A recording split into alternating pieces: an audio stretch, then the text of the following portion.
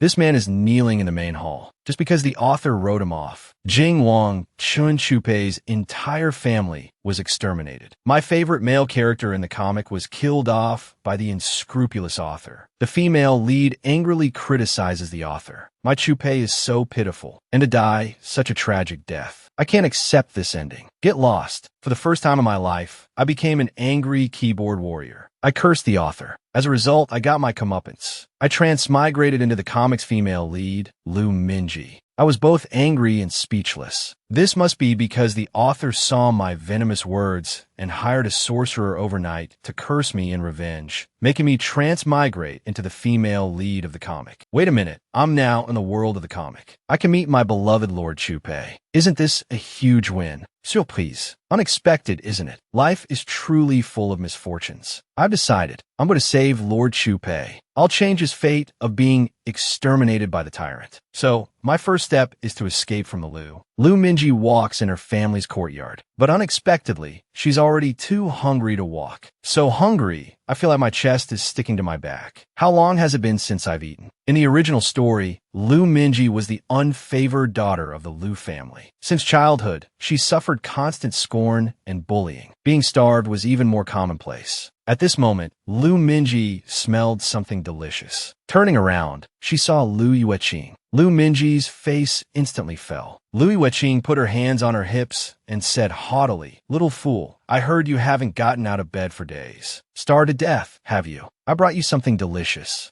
Lu Yueqing stood there, flaunting her status as the only daughter of the legal wife. Minji, who had suffered this girl's tyranny since childhood, could only pretend to be a fool to protect herself. So pathetic. Not enough to eat, not enough to wear, and bullied. She even has to pretend to be a fool to survive. Lu Yueqing said, "Right? Little fool." The maid beside her opened the food box. Minji, feigning foolishness, looked at the buns in front of her, just as she reached out to take one. Lu Yueqing snatched the top bun away. Lu Minji, looking at the moldy bun, exclaimed, "Wow, isn't this the standard moldy bun from the Cold Palace in palace dramas?" Lu Yueqing said maliciously, "Here, eat it." The maid asked worriedly, "Miss, this bun is moldy. Won't it kill her?" Lu Yueqing scoffed, "She's a fool, not a person. A fool won't die from eating anything." At this moment, Lu Minji's expression darkened, and she said with a smile, "Oh, right. I'm pretending to be a fool now. If I were a fool, what would I do?" Lu Minji grabbed the moldy bun and said, "Silly girl, stop smiling. Eat it quickly." Lu Minji grabbed a bun, pretending to put it in her mouth, but instead threw it at Lu Yueqing. Hee, big bun. Ouch, ouch, ouch, ouch. Looking at the large bump on Lu Yueqing's head. Wow, critical hit. 100%. This bun is even sweeter than Lu Yueqing's head. It's a lethal weapon. Lu Yueqing cried out in pain. "It hurts. I was hit by a fool. Stupid fool. Stupid fool." The maid said, "Miss, you have a big bump on your head." Lu Minji picked up the bun and, feigning foolishness, offered it to her. Don't cry, don't cry. Eat the bun, eat the bun." Lu Yueqing, disgusted, pushed her away. Lu Minji retched, "That's disgusting." Lu Minji clapped her hands, pretending to be a fool. "Yummy, yummy." The maid said worriedly, "Miss, are you going to be poisoned? I have to take you to see a doctor." Lu Minji burst out laughing. "That's hilarious. I definitely won't be poisoned. But diarrhea is another story." The maid picked up Lu Yueqing. Lu Yueqing said angrily, "Stupid fool. You just wait. I'll tell my father to teach you a lesson." Lu Minji wiped her nose and put her hands on her hips. "Bring it on."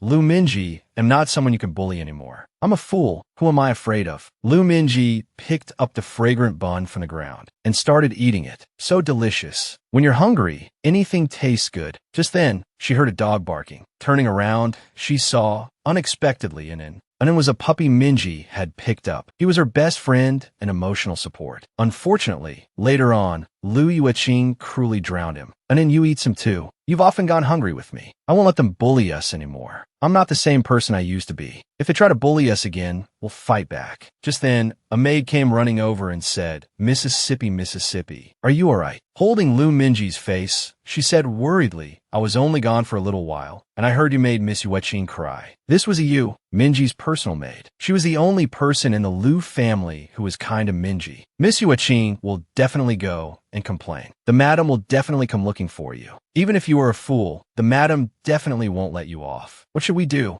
Lu Minji danced and laughed. Haha, bring it on. Bring it on. You said helplessly. Sigh. Only you can still laugh. I certainly can't. That's right. You doesn't know I'm faking it yet. They dare to cause trouble for me. I'll make sure they regret it. Lu Minji and Enin happily played together. A voice called out, Lu Yueqing arrived with her mother for support. Lu Minji looked at them with exasperation. They came quickly. Lu Minji, you've got some nerve. As a young lady of the Lu family, you don't understand hierarchy and order. You actually dared to hit the eldest daughter. Lu Yueqing instantly squeezed out tears and said forcefully, yes. I kindly offered Minji's sister a meat bun, and she actually hit me with it. Lu Minji feigned innocence and said with a silly smile, meat bun hits doggy. Meat bun hits doggy. Lu Yueqing pointed at Lu Minji and said through gritted teeth, Mother, this fool is cursing me again. She's a real monster. If you don't beat her until her skin splits and flesh tears, sooner or later she'll become lawless and endanger the Lu family. Yu knelt and kowtowed, pleading, I'm sorry, madam. Miss Minji is just a fool. She must have done it unintentionally. If you want to blame someone, blame me for not watching her properly. Punish me. The first madam kicked Yu away. What are you? You dare plead for mercy in front of me. Lu Minji clenched her fists in anger. Damn crazy woman. How dare she hit my Yu? The first madam roared. Again, Adu, teach this fool a harsh lesson. Yu hugged Lu Minji. No, Miss Minji is still the head of the family's daughter. The first madam raged. Who knows if she's even a bastard child? Drag her away. A guard kicked Yu's back and yelled, let go. He yanked Yu's hair. Get lost. Lu Minji watched them bully Yu and couldn't help but shout, stop. I'll take responsibility for my actions. Don't bully Yu. These words surprised the first madam. What? What did you say? You scumbags. I've put up with you for too long. Why are you hitting my Yu? A sleeping tiger shouldn't be poked. Do you think I'm Hello Kitty? The first madam's eyes widened. So you weren't a fool. I always thought something was off about you. You were pretending all along. Come on. I've been wanting to deal with you for a long time. They looked at the flames in Lu Minji's hand in shock. Mother, Minji's hand is on fire. Could this be the power of a sacred beast? In this world, there are 5 sacred beasts. The fire phoenix, the golden tiger, the black tortoise, the water dragon, and the foamling. The 5 sacred beasts possess the power to control the 5 elements of metal, wood, water, fire, and earth. Those who possess the powerful sacred beast powers are targets of contention for every nation. Lu Minji smiled faintly. Although my Fire Phoenix power hasn't been fully developed, conjuring a fireball is still easy. The first madam finally reacted and yelled quickly, seize her, lock her in the water prison. The fireball in Lu Minji's hand grew larger and larger. Then she hurled it at them. Don't get in my way. With a bang, the guards were knocked to the ground. Now it's your turn, you two. The mother and daughter huddled together in fear. Don't come near me, you lunatic. Run. Try to run. No way. Lu Minji released a large burst of fire, blocking their path. The first madam and her daughter cried in each other's arms. The raging flames continued to burn. The first madam said, such a huge fire. We can't get out. Lu Yueqing wailed, Mother, help. I don't want to die. Hearing their cries, Lu Minji mercifully pointed to a dog hole. If you want to get out, there's a small opening over there. It's perfect for the first madam and eldest Mississippi. The first madam's face contorted in anger. She roared, bullshit. Isn't that a dog hole? Lu Minji immediately released another burst of fire. Fine, don't go through. Do you want to stay here and become roast pig? Terrified, the mother and daughter immediately crawled towards the hole. The first madam yelled, are you crazy? Yueqing, run. The first madam got stuck halfway through. Lu Yueqing pulled her mother with all her might. But how strong could a child be? Seeing this, Lu Minji said heroically, and then, why don't you help the madam? And then bit the first madam's backside. The first madam burst into tears. With a thud, she tumbled out of the dog hole. She didn't forget to threaten, just you wait. I'll go find the head of the family to deal with you, you wretch. You gripped Lu Minji's shoulders. Miss, you were pretending to be a fool all along. Lu Minji smiled slightly. Yes, I could only avoid being bullied by pretending to be a fool. It was self-preservation. You said shamefully you've suffered so much all this time. It's my fault for not being able to protect you properly, miss. Lu Minji took Yu's hand and comforted her. Yu, you've already done a great job. In the comic, Yu suffered a lot of bullying from the eldest miss and the madam while protecting me. I have the Fire Phoenix power. No one will dare to bully us anymore. Yu shook her head worriedly. But now the madam knows you have the Fire Phoenix destiny. This is bad. At that moment, Lu Minji suddenly remembered something. The emperor is searching the entire country for children with the power of sacred beasts. Those children who were taken have become monstrous, neither human nor ghost. Only a few chosen ones can complete the process, transforming into powerful sacred beasts and becoming weapons controlled by the state. In the original story, when a Lu family head discovered Lu Minji's Fire Phoenix power, he immediately sold her to the imperial court. For the next 10 years, Lu Minji endured terrifying and bloody magical experiments, fully unlocking the secrets of the sacred beast. She ultimately transformed into the Fire Phoenix, conquering cities, killing countless people, and becoming Xian country's ultimate weapon. This was the beginning of all Lu Minji's suffering. The first madam has already gone to inform the family head. They should be coming for me soon.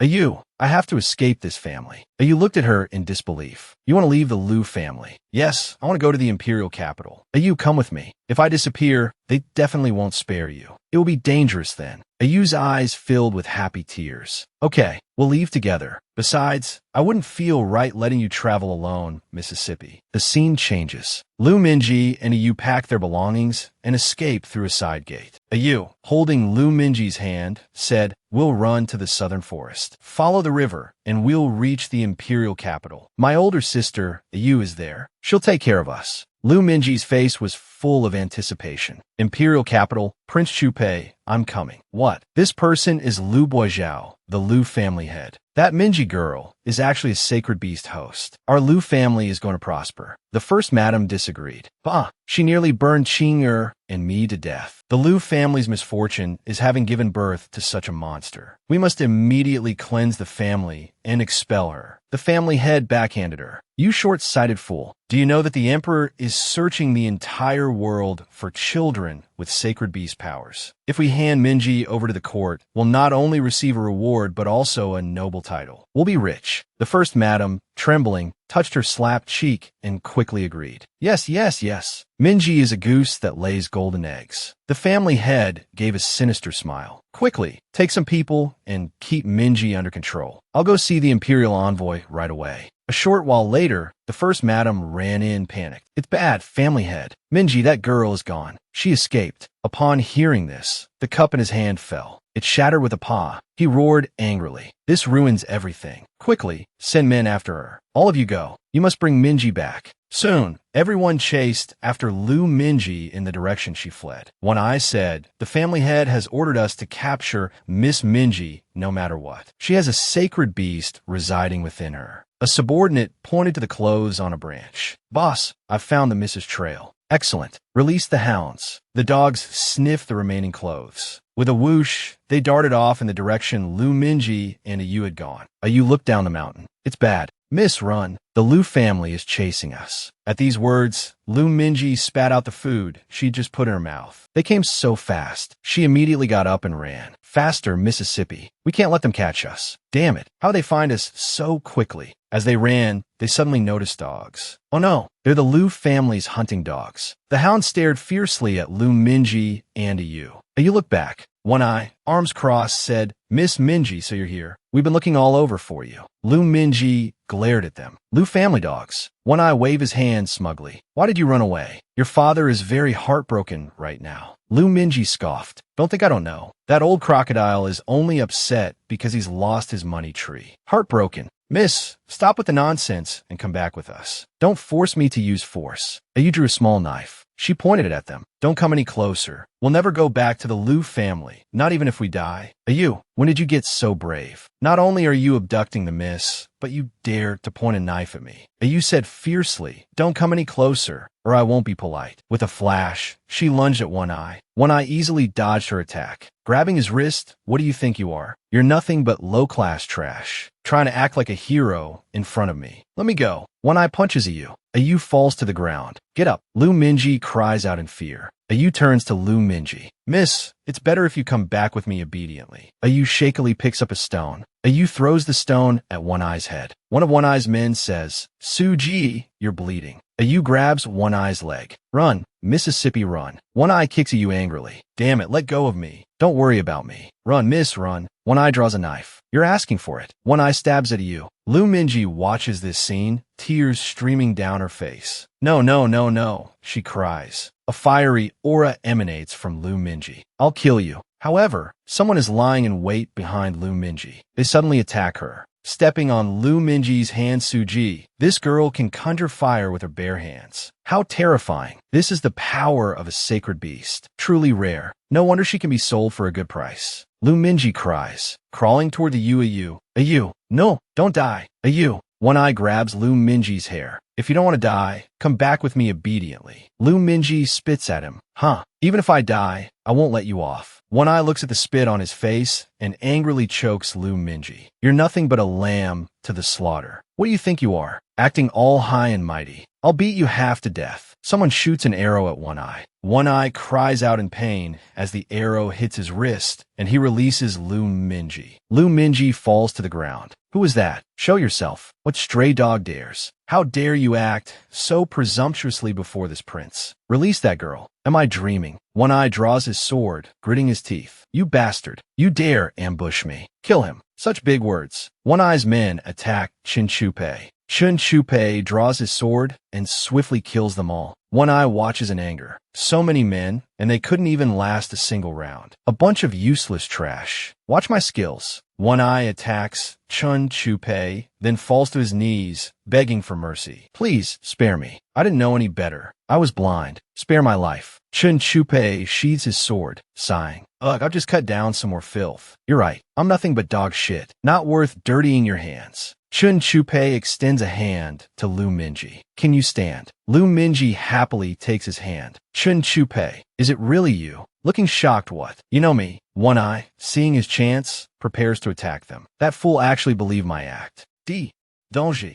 Lu Minji angrily uses her sacred beast power to attack One Eye. Chin Chupei looks shocked. Sacred beast power. One Eye's head starts to glow. Chin Chupei delivers a roundhouse kick. One Eye is kicked back. Chin Chupei holds a knife to his throat. Scoundrel, your astounding shamelessness has truly opened my eyes. Such a wretch doesn't deserve to live. One Eye trembles. Don't kill me. Don't kill me. Wait, Chin Chupei. One Eye thinks Lu Minji is going to save him and cries tears of relief. Miss Minji, please save me. What? You want to plead for him? He just tried to kill you. I will absolutely not spare him. Chin Chupei, please lower your sword. This man killed my only family. I want to avenge her myself. This girl is loyal, righteous, and spirited. She's no ordinary person. He sheathed his sword because she was also a child chosen by the sacred beast. At this moment, he thought of his daughter, Yun'er. Father, look, I have sacred beast powers. Miss, wait, Ayu is just a lowly servant girl. She's not even related to you. There's no need to be so angry. If Ayu, who protected me with her life, isn't considered family, then is that old fool who wanted to hand his daughter over to the authorities considered family? These are the family head's orders. What could I do? Besides, the emperor is using the entire nation's resources to search for the children of the sacred beast. Hearing this, Chupei remembered the emperor's decree. Miss Ji-yun, as a child of the sacred beast, is a national treasure. She must enter the palace immediately to be raised. Yun'er is not some national treasure. She is my family. Lord Chupei, will you not accept the decree? Lord Chupei accepted the decree with trembling hands. Silence. Anyone who harms my family is my mortal enemy. Lord Chupei watched this scene. As expected of a child of the sacred beast, One Eye was consumed by raging flames. Ayu, you can rest now. I have avenged you. She collapsed. What's happening to my body? I can't use any strength. Lord Chupei caught her and looked at Minji. If Yun'er were still alive, she would be about this age now. Lord Chupei ordered, carefully prepare that maid's body and take her back for a proper burial. Yes, my lord. 3 days later, Minji slowly opened her eyes, her face filled with shock. Where is this? How long have I been asleep? Wasn't I in the forest? Suddenly, she heard voices and looked towards the door. Aren't those Lushing and Xingmu? She looked at them with a doting smile. They haven't even grown up yet. So small and cute.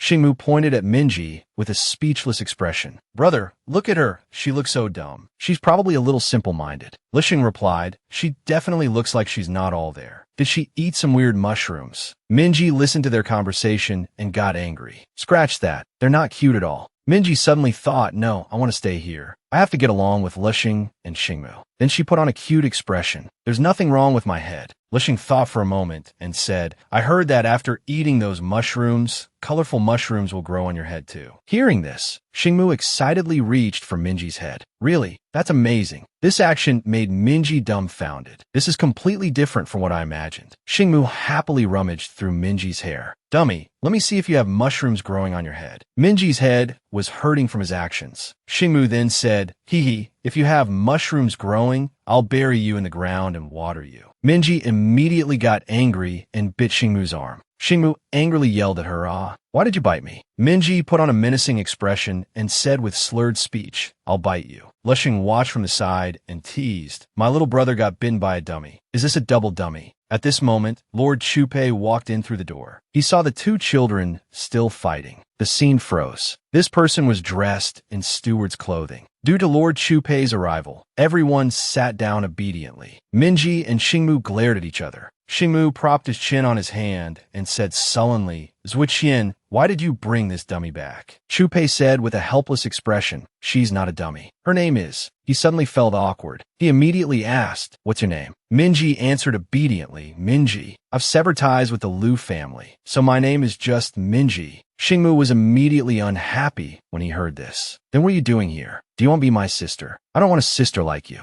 I want my sister to be a Yun, not a dummy like you. At this moment, Minji remembered. Ayun was Lord Chupei's deceased daughter. Her circumstances were very similar to mine. In the original comic, Ayun also possessed the power of the sacred beast and was summoned to the palace by the emperor. In the end, she died tragically in the palace due to a failed magical experiment. Although the emperor bestowed many riches and territories, what good were they? His daughter's death was Lord Chupei's lifelong pain. Lord Chupei lived his entire life in self-blame and the pain of guilt. That's why I, Minji, am here. This time, I will be the one to save him. Minji declared resolutely, yes, I'm here to be your sister. Xingmu looked at her in disbelief. Minji said to Lord Chupei, Lord Chupei, please be my father. I want to be your daughter, always and forever. Lord Chupei also looked incredulous, glancing at Minji and Yun'er. It seemed to stun the two brothers. Chupei smiled slightly. Then, composing himself, he laughed. Such a big matter, and she thought it over. So strakit forward, so both. This little fool doesn't seem so foolish after all. Xingmu, however, was very displeased. No, I don't agree. I don't want her as a sister. You can't listen to her. Chupei immediately soothed Xingmu.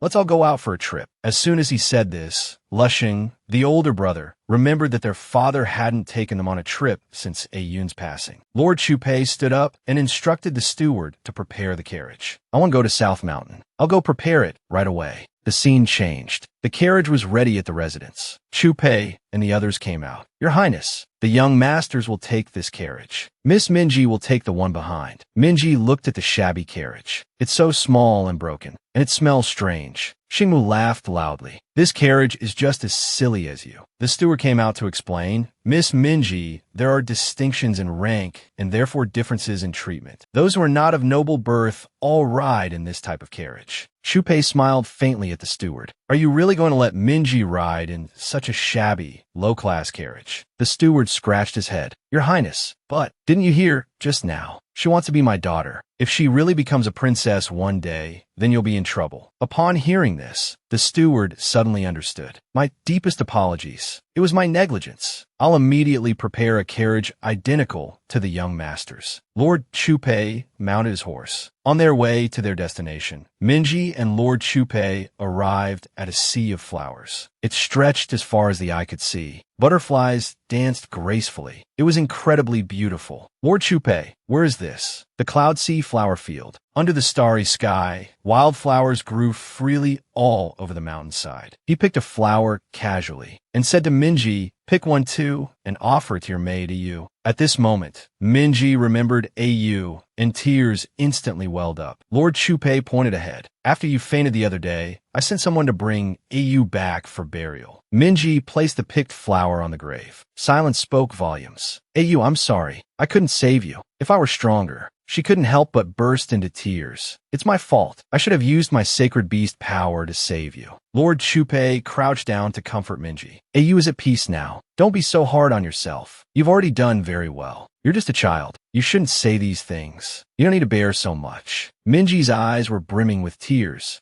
He gently embraced Minji. So, you just need to be like a child. Laugh when you want to laugh, cry when you want to cry, play when you want to play, and act spoiled when you want to act spoiled. You don't need to think about anything else. I'll handle it. Minji looked at Lord Chupei with adoration. Lord Chupei is truly my hero. Lord Chupei is the best. Seeing this scene, Shimu was furious. Father, why are you hugging that fool? Lishing replied indifferently, because she was crying. This answer made him even more furious. Father never hugged me when I cried. This is infuriating. Lishing recalled how he looked when he cried. When you cry, you roll around on the ground, with snot and tears flying everywhere. I wouldn't hug you either. After a while, Lishing picked some flowers. Father, these flowers are for you. Lord Chupei accepted them. I'm going to visit Yin'er's grave. You children can play here. Understood, Father. Father always visits Sister Iyun alone and never allows us to go with him. Farewell, Your Highness. Everyone watched him leave. Xingmu immediately pointed at Minji. Hey, fool, were you faking your crying just now? No, I wasn't. Xingmu was provocative. I know you were faking it. Minji retorted, what do you know? You don't know anything. Hold on. Don't swear. Xingmu stuck out his tongue.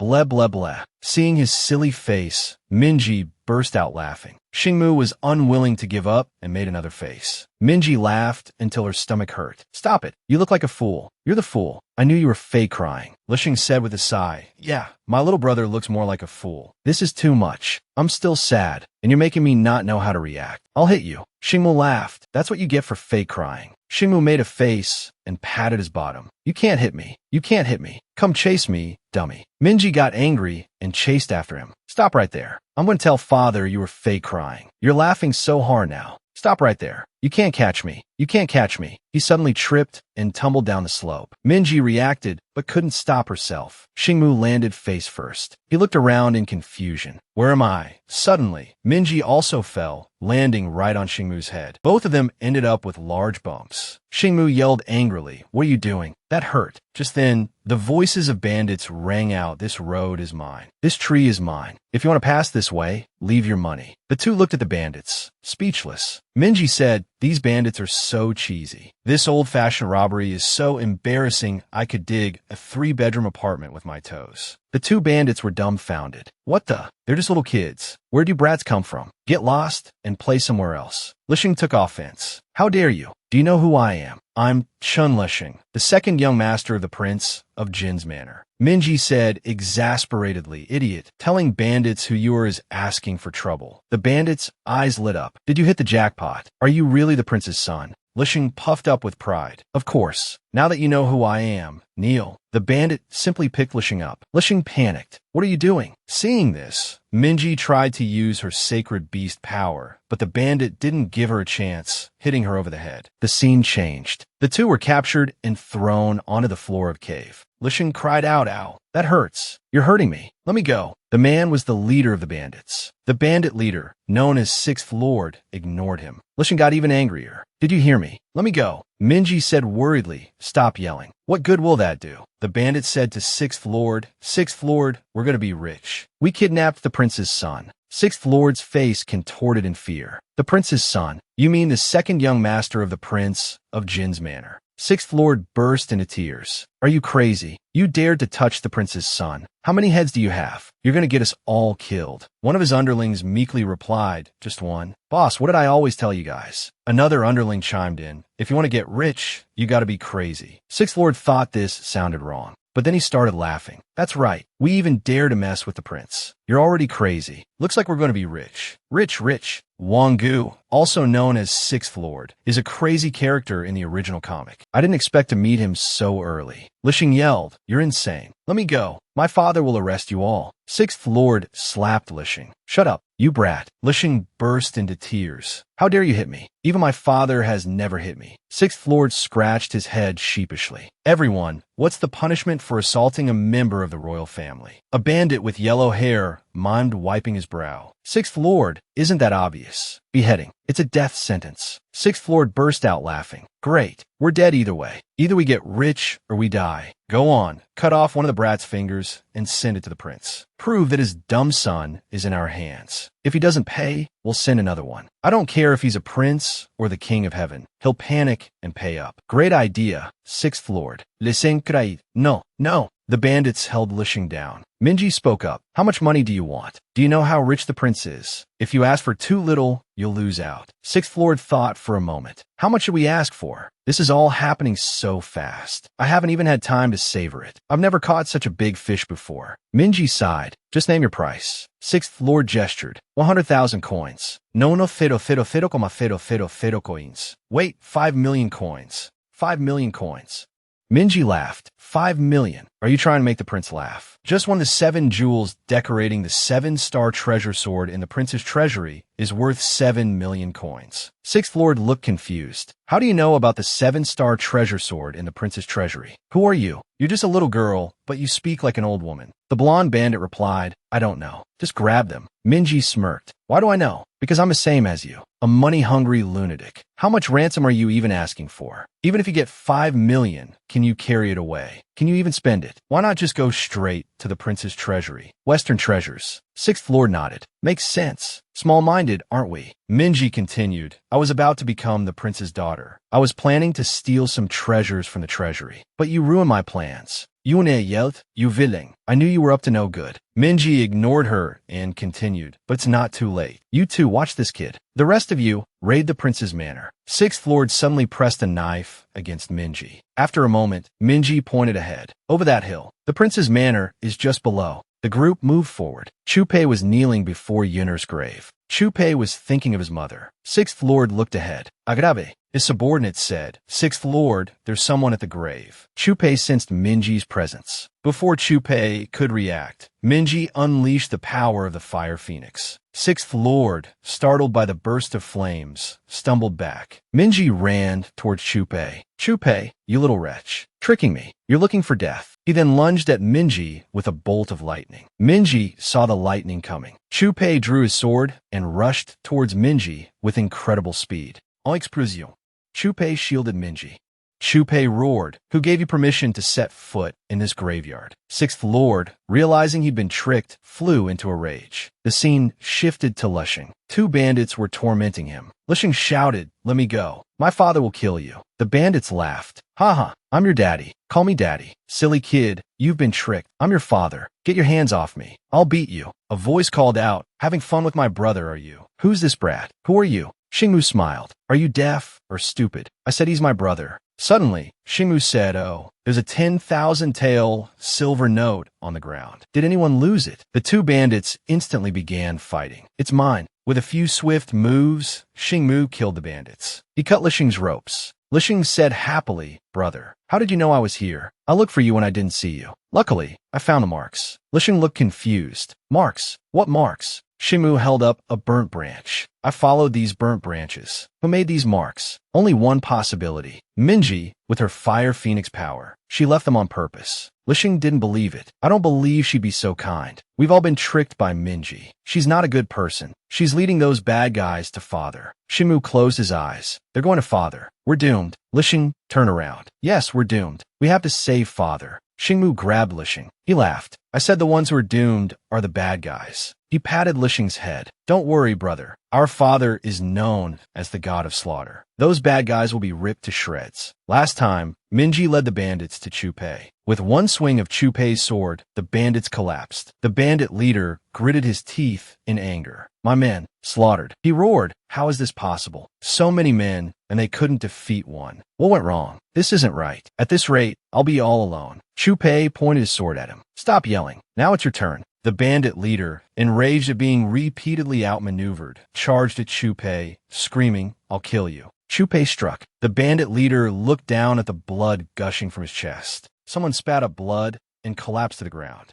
Chupei then stylishly sheathed his sword. Minji instantly became a starstruck admirer. That was amazing, Lord Chupei. Chupei crouched down and stroked Minji's head. Are you all right? Did those bandits hurt you? Minji anxiously clutched at Chupei, saying, I'm fine. But Lishing is still in their hands. At these words, Chupei's eyes widened. Lishing. Minji turned and started to lead Chupei away. When Lishing and I were playing, we were captured by these bandits. They're holding Lishing hostage to threaten you. We need to hurry and save him. Chupei grabbed Minji's arm. Wait, it's too dangerous. You stay here. I'll go rescue Lishing. A voice called out, Father. Turning, they saw Lushing and Xingmu running towards them. Minji happily called out to Lushing, Lushing, you're all right. Lushing glared at her and pushed her away angrily. Go away. He then stood before Chupei, his head bowed like a child who had done wrong. Chupei embraced Lushing. Are you all right? Were you mistreated? Lushing replied, yes. Yes. They even hit me. It really hurt. This is all Minji's fault. I was captured by the bandits because of her. Minji angrily retorted, how is this my fault? If you hadn't revealed your identity, they wouldn't have bothered with us. With that, the two began to bicker. Chupei breathed a sigh of relief, watching them with amusement. At that moment, Xingmu showed Chupei a burnt branch. Chupei looked at the branch and asked, what's this? Why are the burn marks?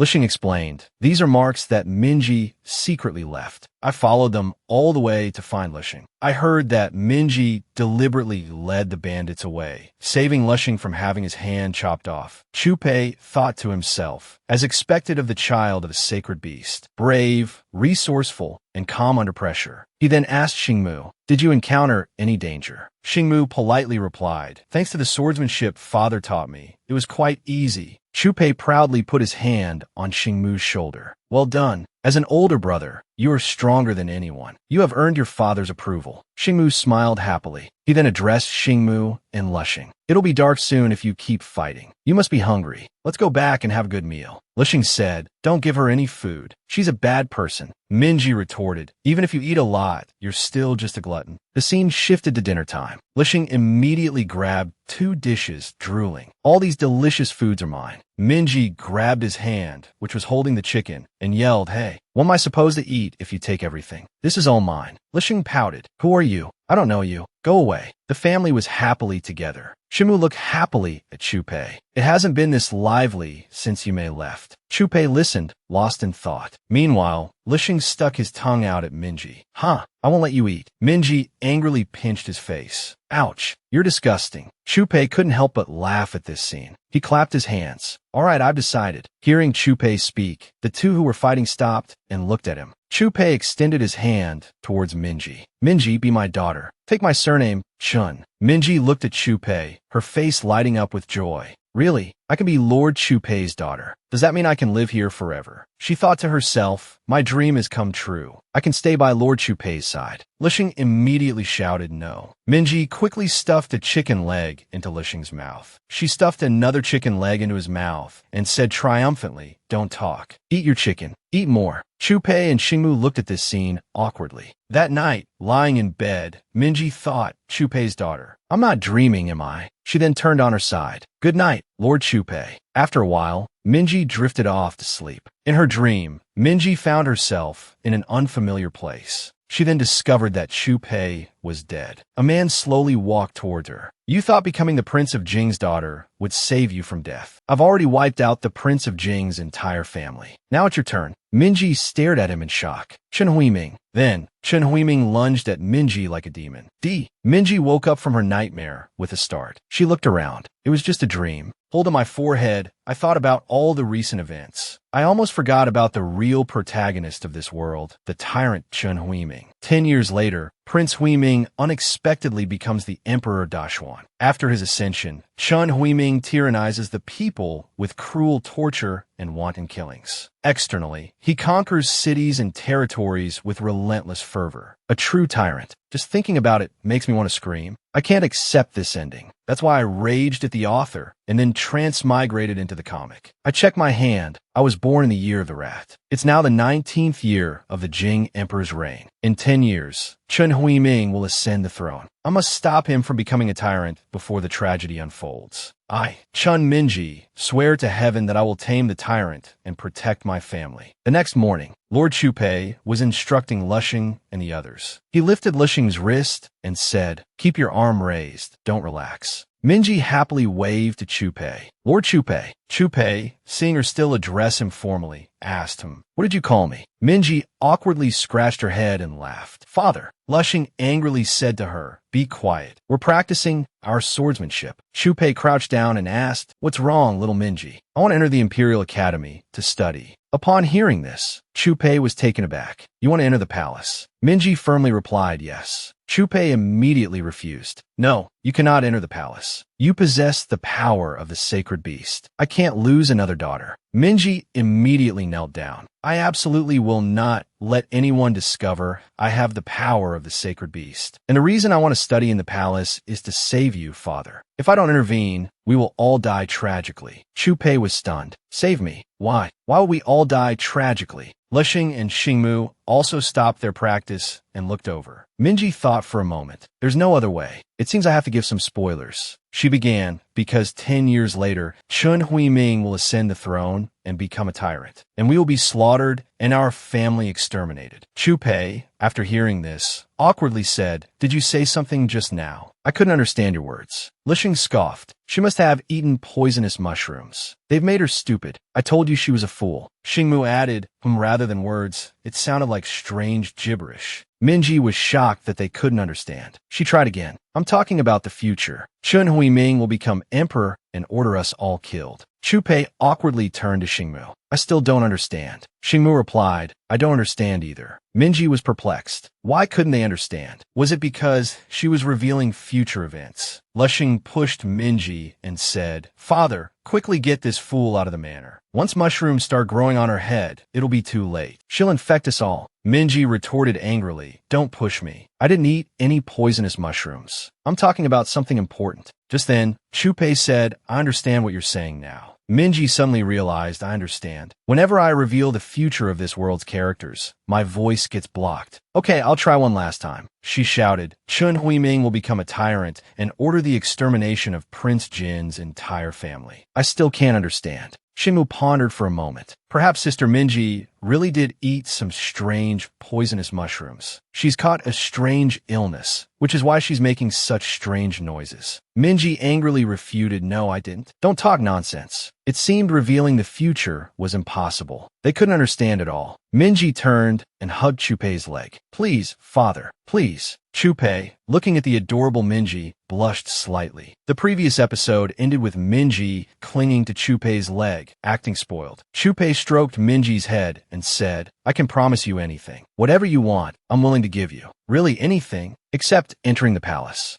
Minji tried to reason, but father. Chu Pei interrupted her. That's enough. Minji, don't mention entering the palace again. Lexing laughed. Ha ha, father has spoken. It looks like you'll never enter the palace. Suddenly, Lexing noticed Minji crying. He quickly panicked and said, Don't cry, don't cry. It's not fun if you cry. A while later, Minji sat sadly by the river. What should I do? If I can't enter the palace, I won't be able to stop Huiming from becoming tyrant. Two figures were reflected on the river's surface. Lexing smiled. You're good at hiding. You didn't come to eat, afraid we wouldn't be able to find you. Are you hungry enough to catch frogs to eat? Minji glared at him. Xingmu handed her a steamed bun. Hungry. I don't want to eat. Lexing snatched the bun. I'll have it then. Directly shoves it into his mouth. Even if you're unhappy, you still have to eat. Then pulls Minji up. Xingmu says there are celebratory activities tonight. Let's go take a look. Lexing agrees, saying let's go, let's go. Catching frogs is so boring. Let's go have some real fun. After a while, they arrive at the market. Minji observes the market is so lively. What celebratory activities? Isn't this just a night market like in the real world? There's no difference at all.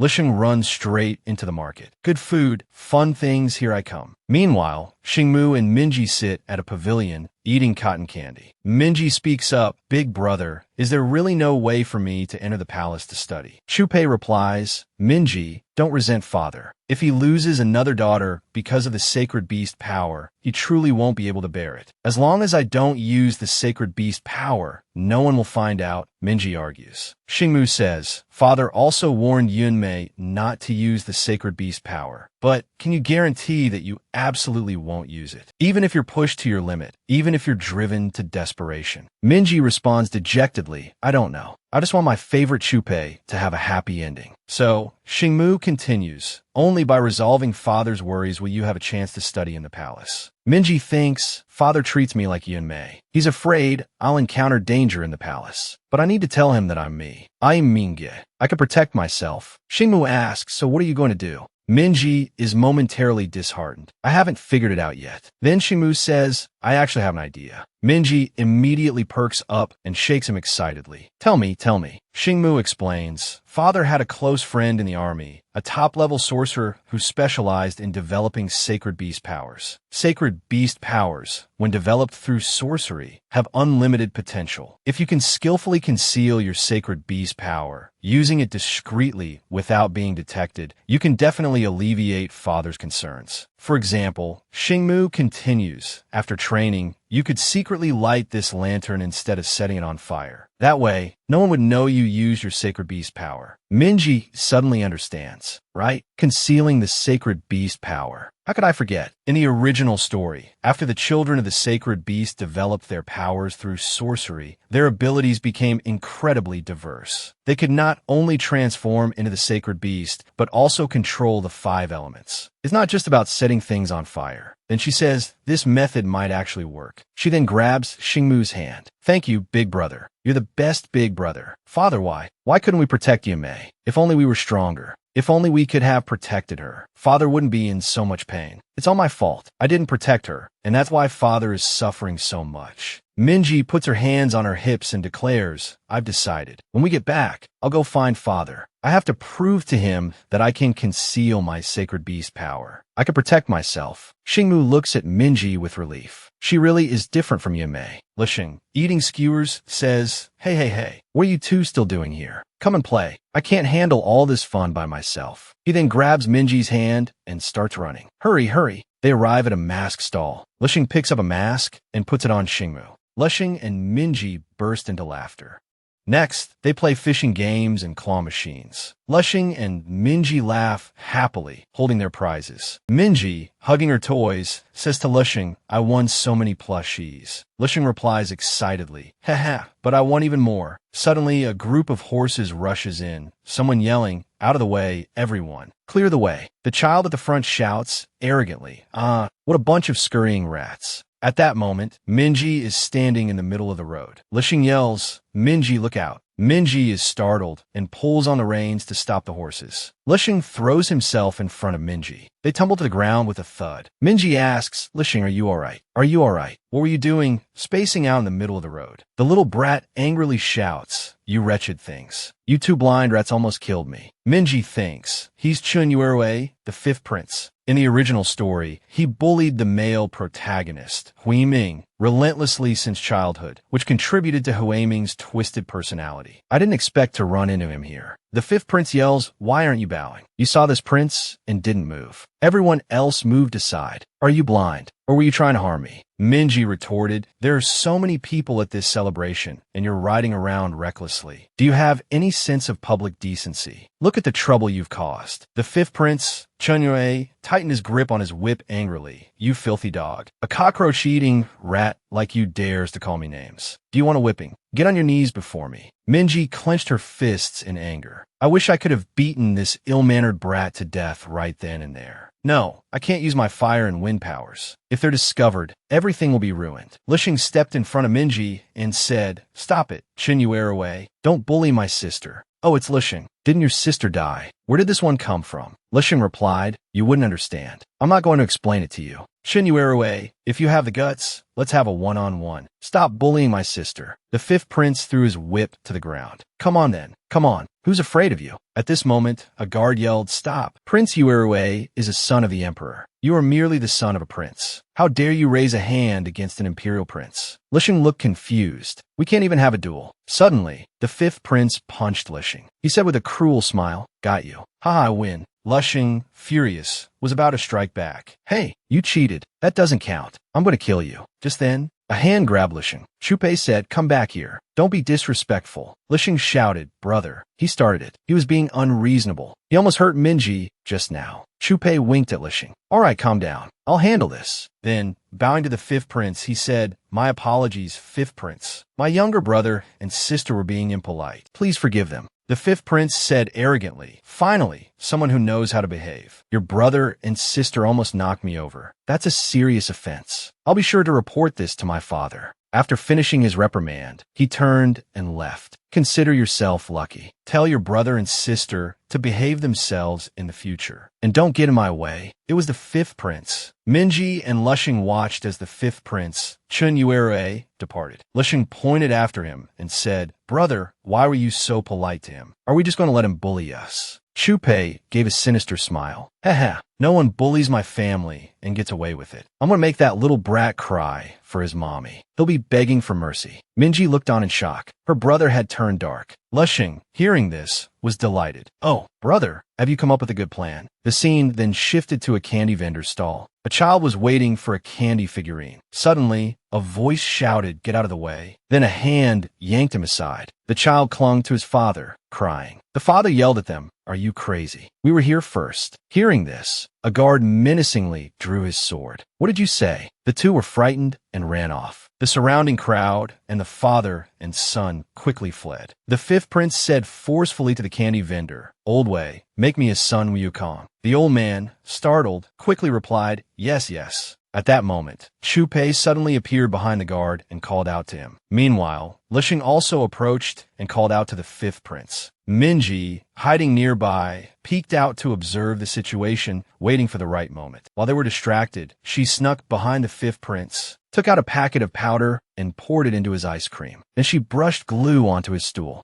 After completing her work, she signaled to Lushing that everything was ready. Lushing quickly turned and left. Gotta go. Seeing his brother leave, Chupei also quickly excused himself. The guard looked at him, puzzled. Meanwhile, the fifth prince sat down on the glue-covered stool and started eating his ice cream. He urged, "Hey, is it ready yet?" The old man, frightened, quickly sped up his work. Almost done. Almost done. The fifth prince ate one mouthful after another. Finally, a handsome Sun Wukong figurine was complete. The fifth prince reached out to take it. Suddenly, he flinched. Clutching his stomach, he said with a pained expression, "Ow, my stomach. It hurts so much." He said to his guard, "Quick, take me to the restroom. My stomach is killing me." But when he tried to stand, he found he couldn't. His pants were stuck. The guard quickly tried to help him. The fifth prince, writhing in pain, had no patience. "Hurry up, I can't take it anymore." The guard grabbed the stool and pulled hard, but it was stuck fast. The fifth prince roared, "Well, do something. Are you useless?" Then the guard had an idea. "Should we just take your pants off?" The fifth prince immediately let out a loud fart. "If I have to walk through the night market with my bare ass showing, you're asking for it." He then ripped another foul-smelling fart. His face contorted. No, I can't hold it. Quickly, take me somewhere private." A guard immediately hoisted the fifth prince onto his shoulder and ran towards a deserted area. Just then, someone threw a watermelon rind in their path. The guard stepped on it and lost his footing. He slipped and fell to the ground with a thud. The fifth prince was so angry he wanted to kill someone. He let out another earth-shattering fart. "Help! My stomach is going to explode." The guard panicked. "Just take your pants off. There's no time." The fifth prince resigned his fate, said, "Fine, I'll take them off. But you have to take yours off too." The guard burst into tears. I have to take mine off too."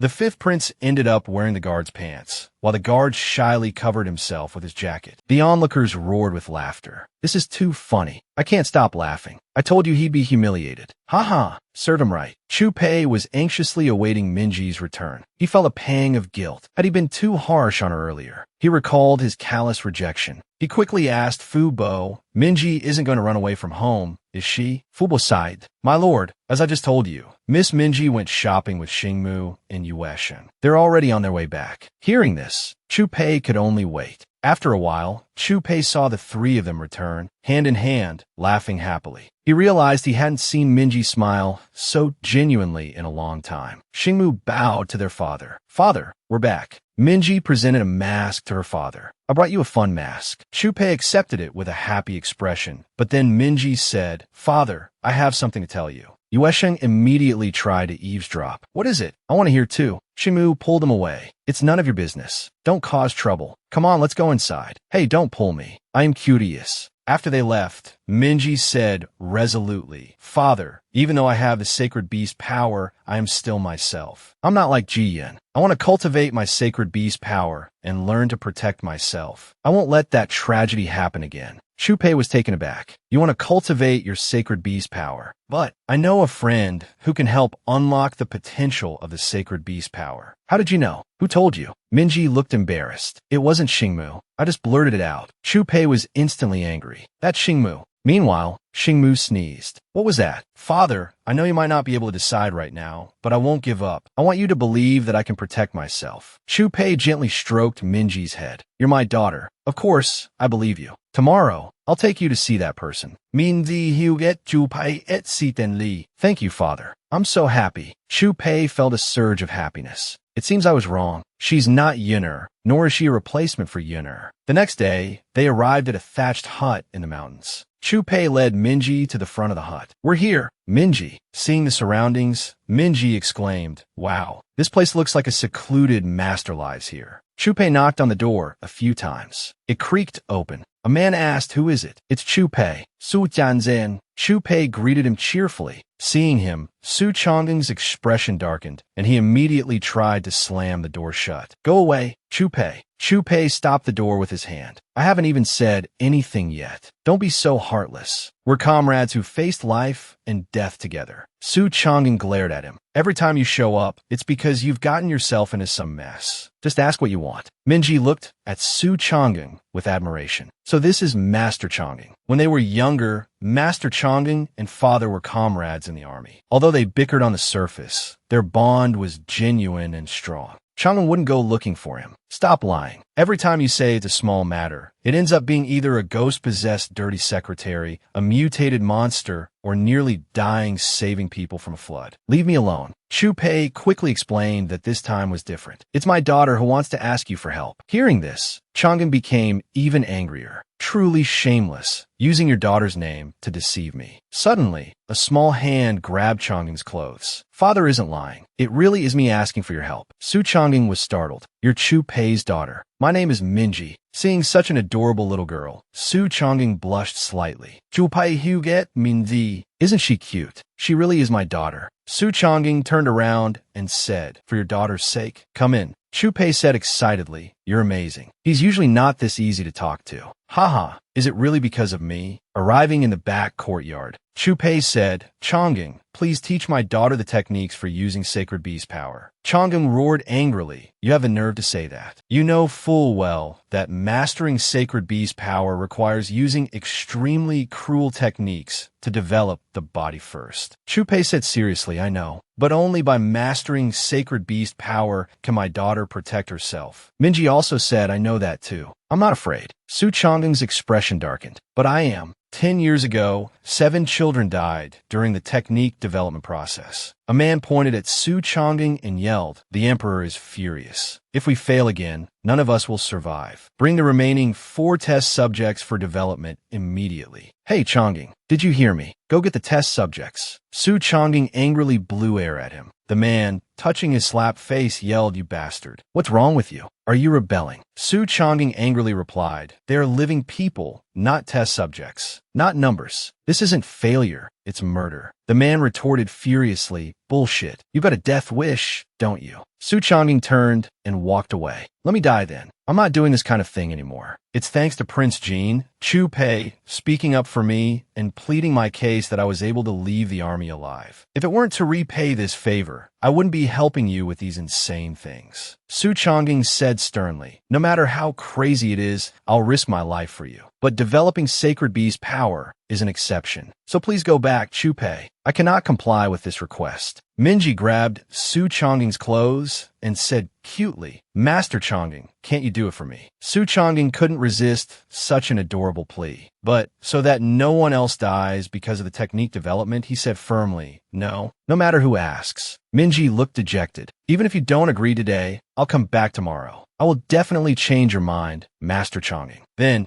Chu Pei placed his hand on Minji's shoulder and said, No, we're not going back. If you don't agree, we'll stay here. I'll live here until you agree. Changeng roared angrily, a dignified prince acting so shamelessly. But Chu Pei ignored him. He said to Minji, But this place is too simple. It's not enough for us to live in. I'll have someone build a row of houses. Minji replied happily, Yes. Let's bring Yuesheng and Xingmu here to live with us too. There's a bamboo forest here. Let's cut it all down to build houses. Su Changeng, listening to them from behind, was about to explode with anger. He yelled at them, Enough. Are you trying to drive me crazy? Minji and Chu Pei snickered to themselves. The plan was working. Su Changeng's feelings were incredibly complicated at this moment. You play, go back home. Leave your daughter here. Minji's face lit up with excitement. You agreed. Master Chang'e, the technique development will be very painful. Be prepared. Minji had known this. From the beginning, Chu Pei stroked Minji's head and said, if you really can't bear it, come home. You've already been very brave. Minji nodded obediently. The next day, Su Chang'e said to Minji, all right, assume the 5 centers facing heaven posture. The 5 centers are the palms of your hands, the soles of your feet, and the center of your chest. 5 centers facing heaven is the posture for drawing in the energy of heaven and earth. Swallow this pill. After swallowing the pill, your body will completely relax and enter a meditative state. I will then channel spiritual energy into your pressure points. After the infusion, the spiritual energy will circulate, repeatedly washing through your meridians, refining your body, and finally gathering in your dantian. This process is extremely painful. Many children of sacred beasts can't even withstand the first stage and die from bleeding from their 7 orifices. Minji, who was about to take the pill, suddenly stopped. It's too big. Moreover, Su Chang'e, thinking Minji feared the pain, said, it's not too late to back out now. I've seen how Chu Pei looked when he lost a loved one. I never want to see that again. That's why I refused you yesterday. In short, after taking this pill, you might die here. Minji firmly replied, no, I won't die. I will always be my father's daughter. This is my destiny. She then swallowed the pill. Su Jianzhen Sai Hao Ba. Since you're determined, let's begin. After he channeled the Yuanlin energy, Minji, who should have been in pain, felt a warm sensation in her dantian. It feels so good, she said. It's like a constant flow of true energy circulating through my body and converging in my dantian. Is this the sacred beast power? I feel refreshed and full of strength. Su Chang'e looked puzzled. She wasn't experiencing any pain. Not only is she pain-free during the cultivation process, but she's also as comfortable as a fish in water. This is the first time I've seen this. Truly remarkable. Could she be the chosen one? Time passed slowly. Minji gradually opened her eyes. Su Chang'e said, come try it. Minji then circulated the Yuanlin energy throughout her body. Her face showed surprise. Is this the sacred beast power? Su Chang'e explained, your body has an extremely high affinity with the sacred beast power. There's no rejection, which is incredibly rare. Your aptitude is 1 in 10,000. Minji's face lit up with excitement. So I'm really that powerful. Su Chang'e took Minji's hand and said, channeling the energy is just the beginning. In the days to come, we will continue to develop your sacred beast power. Be prepared. The sacred beast power is not just about lighting lamps remotely. It has countless other uses. Minji beamed with joy. She couldn't wait. A month later, after training her sacred beast power, Minji could now light lamps remotely. As she was about to light the last lamp, Minji realized, no, if I light all the lanterns effortlessly, it will reveal how strong my sacred beast power is. Father will worry again. I can't show my true strength. She then pretended to struggle. The last lamp remained unlit. Sweating profusely, she said, it's a shame I couldn't light the last lantern. Chu Pei knelt down and wiped the sweat from Minji's forehead. To be able to do this in just a month, you've done very well. Let's go home. Turning to Su Chang'e, he took his arm and said, thank you.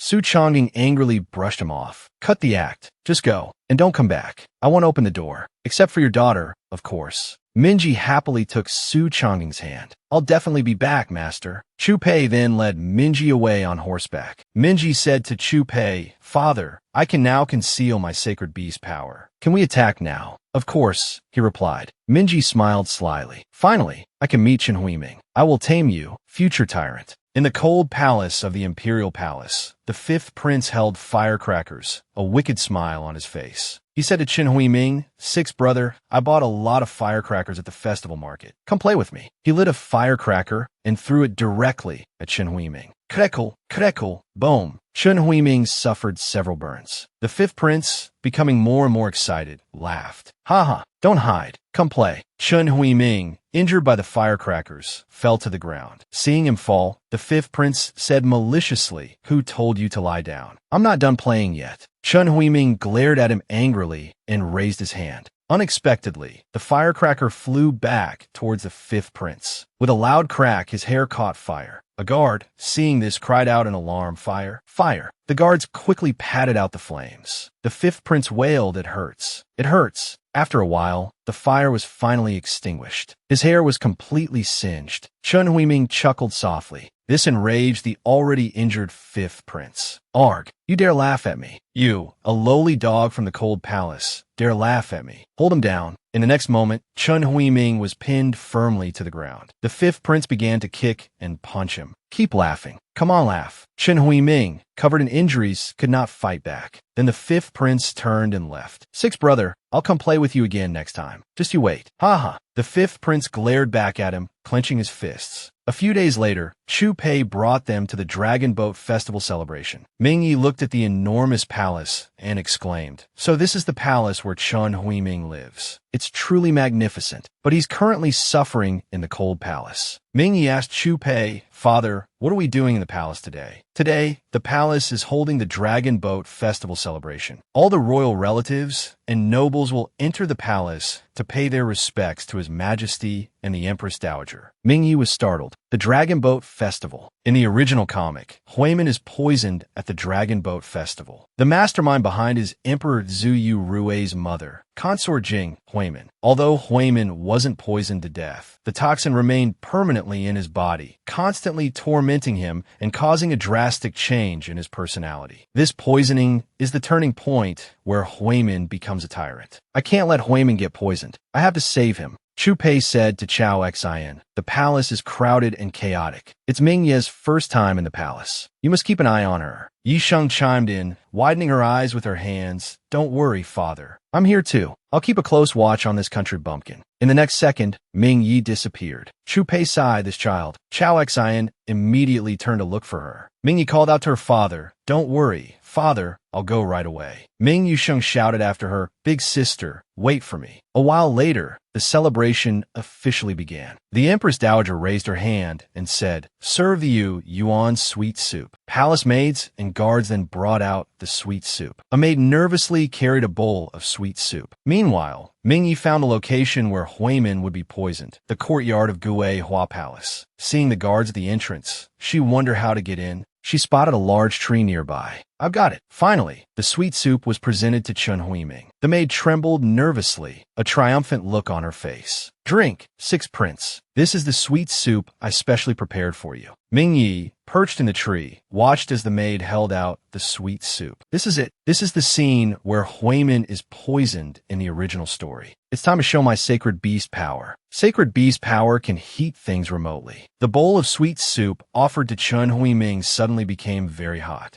The maid, scalded, dropped the bowl. It shattered with a crash. Consort Jing and the Empress Dowager were startled. The fifth prince feigned concern. Chun Huiming looked at him in confusion. Consort Jing stood up furiously, pointing and yelling, "You damned wretch! Look what you've done." The maid frantically cowed out. "Please forgive me, Your Highness. The soup suddenly became so hot, that's why I dropped it." Consort Jing was even angrier at her excuse. "Nonsense. It's sweet soup. How could it be hot? I think you don't want to live anymore. This servant wouldn't dare lie to Your Highness." The Empress Dowager said to Consort Jing wearily, "Today is the Dragon Boat Festival. There's no need for such a commotion over a bowl of soup. Just bring another bowl." Consort Jing quickly bowed. "As you say, Empress Dowager, it was my mistake." Ming Yi smiled to herself. "I destroyed the poisoned sweet soup without anyone noticing. This sacred beast power is so useful." At that moment, Chun Huiming noticed someone in the distant tree. He wondered who it was. Ming Yi made a drinking motion, then a gesture indicating death. Chun Huiming was puzzled.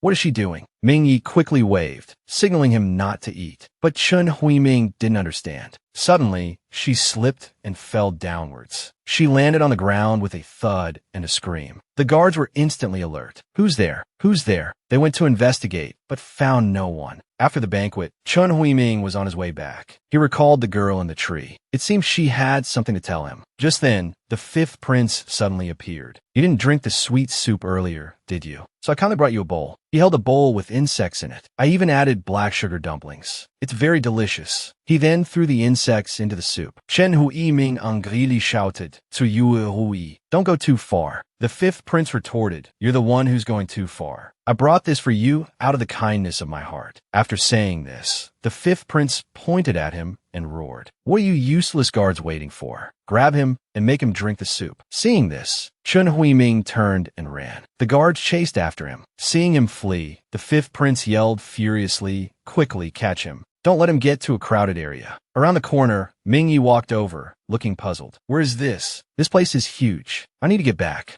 Meanwhile, Chun Hui-ming was running for his life. Just then, he noticed a girl ahead. Unable to stop in time, he crashed directly into her. Ming Yi landed on the ground with a thud. Ming Yi was shocked. "Isn't that Chun Hui-ming?" Chun Hui-ming stared at her. "Isn't that the girl from the tree just now?" The fifth prince, who had caught up, saw Ming Yi and exclaimed excitedly, "Ah, isn't that Yi Sheng's younger sister? Good job." He shouted to the guards, "Hold him down." In the next second, Chun Hui-ming was seized and couldn't move. He struggled. "Let me go." The fifth prince, looking triumphant, said, "What's the rush? You haven't had your sweet soup yet. It would be a shame to waste such delicious soup." He approached Chun Hui-ming's mouth. Seeing his lips tightly closed, the fifth prince became angry. "How am I supposed to feed him like this? Open his mouth." The guards immediately pinched his mouth open. Watching this scene, Ming Yi gritted her teeth. "There are bugs in the soup. That fifth prince is going too far." The fifth prince smirked. "Drink up, sixth brother." Just then, Ming Yi grabbed his wrist. Looking at the sweet soup as if it were delicious, she asked, "Is the sweet soup good? Can I have some?" The fifth prince angrily flung her aside. "Get lost. Don't touch me. Go away. Go away. Leave me alone." The three people behind them watched in surprise as they fought over the sweet soup. Seeing the opportunity, Ming Yi gave him a shove, causing the fifth prince to fall to the ground. The sweet soup spilled all over him. Previously, Ming Yi took the opportunity to push the sweet soup away. Unexpectedly, it spilled onto the fifth prince. The guards quickly helped the fifth prince up. Ming Yi whispered to Chun Hui-ming, "Run." Chun Hui-ming nodded and ran. Ming Yi pretended to be scared and pointed at the fifth prince. "Oh no, oh no. I saw a big black bug crawl into your clothes." The fifth prince was shocked. "No way. Quickly, help me find the bug." Without thinking, a guard blurted out, "Take your clothes off so we can find it." The fifth prince kicked him. "Idiot, there are so many people here. You wanted to strip naked. Are you trying to kill me?" The embarrassed guard stammered, "All right, let's go back to the palace and check." They quickly ran off. Ming Yi watched them leave, a triumphant look on her face. She released the large black bug she had been holding. Just then, Chao Xian and Yi Sheng were standing behind her. Yi Sheng called out to Ming Yi, startling her. She laughed awkwardly. "You're here." Yi Sheng scolded her, "Don't run off like that. This is the Imperial Palace, not our backyard." Ming Yi replied sheepishly, "I won't do it again. I won't do it again." Chao Xian asked indulgently, "How was it? Did you have fun?" Ming Yi replied, "It was all right. That's good. Let's go. Father is waiting for us." Meanwhile, Chun Hui-ming stopped running. "No, I can't just leave her and run." He hurried back and saw Ming Yi leaving with others. Relieved, he wondered, why did she help me? A while later, Yi Sheng and the others found Chu Pei with Ming Yi. "Ming Yi confessit omesori. I used my sacred bee's power just now. Even though I hid it and no one noticed, Father will be worried." Chu Pei stroked her head. He comforted her. "No need to apologize. I trust you." Ming Yi was surprised. "Huh, you're not mad at me. I thought I would be scolded." Chu Pei handed her a book. "Here's today's assignment. There's also something else. Come with me to complete your enrollment. The Imperial Academy starts in 3 days." Ming Yi was thrilled. "Great, I can finally go to the Imperial Academy. Besi de her, ye shank groanit." What? School starts in 3 days. Oh dear, my head is starting to hurt. Back in the Gue Hua Palace, Consort Jing viciously stomped on a maid's hand. "Useless thing. You can't even hold a bowl of soup properly." "Useless thing. You can't even hold a bowl of soup properly." The maid's hands trembled as she pleaded for mercy, her face streaming with tears. At this moment, the head eunuch, Li Onhai, intervened. "Your Highness, even if you crush her hands now, it won't change anything." Consort Jing retorted, "What? Are you suggesting I spare her? Keeping her alive is a liability. If word of poisoning the sixth prince gets out, it will be a disaster. Let this old servant deal with her. Your Highness, please spare yourself and don't get your hands dirty." Hearing this, the maid frantically grabbed Consort Jing's robes. "Your Highness, please don't kill me. I won't say anything." Consort Jing flung her aside. She said coldly, "Dispose of her cleanly. Don't dirty my palace." Then, turning to Leon Hai, she commanded, "The sixth prince must be eliminated as soon as possible. No more mistakes. As you command." 3 days later, the Imperial Academy tutor was lecturing. Yi Sheng sat with her chin in her hand, a pained expression on her face. Her head always ached when she studied. Meanwhile, Mingyi looked around but didn't see Chen Huiming. She called out to the tutor, "Tutor, it's the first day of the term. Why isn't the sixth prince, Chen Huiming, here?" The tutor gave an awkward laugh. "I don't know." Mingyi suddenly remembered that in the original story, Chen Huiming was always confined to the cold palace. No one cared about him, and no one cared if he attended classes. Overhearing this, the fifth prince scoffed that Brad is still stuck in the cold palace, left out in the cold. How could he possibly come to the Imperial Academy? They call him a prince, but he's just a motherless waste. The fifth prince's lackey snickered beside him. Mingyi glared angrily at the fifth prince. That little jerk deserves a beating. If it weren't for him and Consort Jing's constant torment, Chen Huiming's childhood wouldn't have been so miserable, and his personality wouldn't be so twisted. Seeing her glare, the fifth prince became irritated. "What are you looking at? Hey, I'm talking to you. Where are you going?" Seeing her leave, the tutor called out, "Class is in session. You can't leave." The fifth prince asked his lackey, "That person is so rude. What's their name?" "Chen Mingye. Prince Jing recently adopted her." The fifth prince sneered, "Another motherless brat. No wonder she's so ill-mannered." Hearing someone insult her sister, Yi Sheng stood up. "Hey, what did you just call my sister?" The fifth prince glared menacingly. "What do you want? Are you itching for a fight?" Yi Sheng, "Bring on." Seeing that Chen Huiming hadn't come to class, Ming Yi went directly to the academy supervisor to inquire. The supervisor smiled. "Are you Miss Ming Yi?" He thought to himself, such an imposing presence for someone Prince Jing adopted from the common folk. Ming Yi asked, "May I ask why the sixth prince, Huiming, isn't here at the Imperial Academy?" The supervisor answered awkwardly, "Enrollment requires proper documentation and procedures. No one has handled these matters for the sixth prince." In truth, he had accepted a bribe to prevent Chen Huiming from attending. Consort Jing had already sent someone to ensure the sixth prince wouldn't be admitted. Ming Yi persisted. "Then please, supervisor, send a request to the inner palace to have someone handle the enrollment procedures for Huiming. He is a prince, yet no one seems to care that he isn't attending classes. This is the Imperial Academy's responsibility." The supervisor hadn't expected such boldness from someone so young. "This isn't something you need to concern yourself with. You're just Prince Jing's adopted daughter. You should consider yourself lucky to even be here at the Imperial Academy. How dare you question me, the Academy supervisor? Even true royalty can't deal with me. What makes you think you, a commoner at Optique?" And Ming Yi was taken aback by the supervisor's arrogance. She declared firmly, "I am Lord Chu Pei's daughter, not some peasant girl." The supervisor scoffed. "How laughable. You really think you're royalty?" The next moment, Chu Pei stood before Ming Yi. He glared at the supervisor and barked, "Academy supervisor." The supervisor jumped, startled, and quickly rose to bow. "Your Highness, Prince Jing." Chu Pei was furious. He wouldn't even scold his own daughter, yet this outsider dared to speak to her this way. He scowled. "Do you have a death wish? How dare you speak to my daughter like that?" The supervisor broke out in a cold sweat, stammering in fear. Ming Ye's eyes lit up with excitement. "Father, what are you doing here?" Chu Pei's expression softened as he stroked her head. "It's your first day, and I was worried. I came to check on you. I didn't expect to see such an impudent fool." The supervisor was petrified, unable to speak. "Since I have adopted her, regardless of her birth, she is royalty. Whether or not she is a royal relative is not for you to decide. Disrespecting the royal family. Do you know what the punishment is?" Ming Yi raised her hand. "Death." In the next instant, a blade appeared before the supervisor's face. Sobbing and pleading, Prince Jing, "Have mercy. I dare not do it again. I will never disrespect young Miss Ming Yi again." Chu Pei sheathed his sword. "If there's a next time, you'll lose your head." "Why, yes, I understand." Ming Yi pointed at Supervisor Lin. "Father, why wouldn't he proactively enroll the sixth prince? Even though the sixth prince is confined to the cold palace, he is still a prince. The supervisor knows the sixth prince hasn't been attending classes and does nothing. Isn't this also disrespecting the royal family?" Chu Pei looked at Supervisor Lin. "Supervisor Lin, what do you have to say? Supervisor Lin, fearing he couldn't escape, picked up a book and pretended to read. It's a misunderstanding. A huge misunderstanding. I was just about to personally go find the sixth prince to arrange his entrance examination. Mingyi extended her hand towards him. Then there's no need to trouble the supervisor. I'll go to the cold palace and bring the sixth prince here. Supervisor Lin, embarrassed, stammered, that wouldn't be appropriate, would it? Chupei smiled. Whatever Mingyi says goes. Do you have any objections? No. How would this lowly one dare object? Then I'll have to trouble Miss Mingyi with this task. He then handed the necessary documents to Mingyi.